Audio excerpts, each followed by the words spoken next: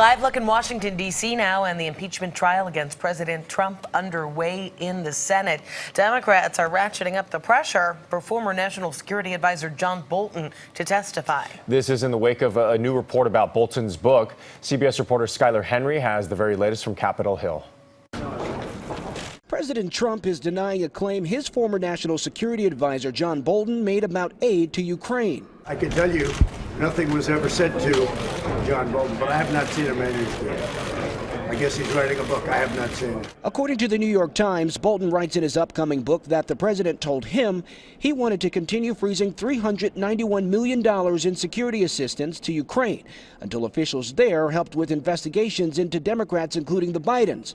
It comes as lawyers for the president resume their defense in the impeachment trial. We do not deal with speculation, allegations that are not based on evidentiary standards at all.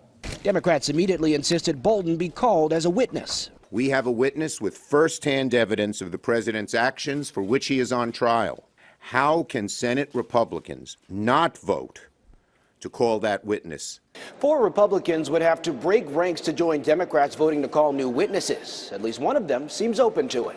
I think at this stage it's pretty fair to say that John Bolton has a relevant testimony to provide to those of us who are sitting in impartial justice. Bolton has already told lawmakers he is willing to testify. Skyler Henry, CBS News, Capitol Hill. Senator Kamala Harris says it is now imperative that the Senate hear testimony from John Bolton.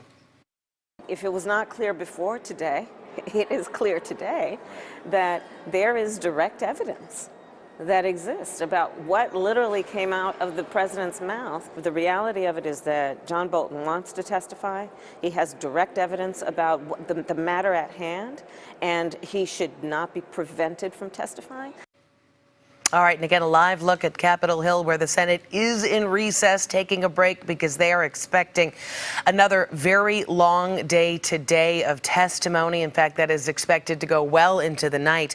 President Trump also claiming that the Democrat-controlled House never asked Bolton to testify. But in fact, they did ask. Bolton did not show up for his deposition. Later, Democrats declined to subpoena him because he threatened to sue. And we should also mention that Bolton's book, The Room Where It Happened, is scheduled to be published by Simon & Schuster, which is a division of CBS Viacom.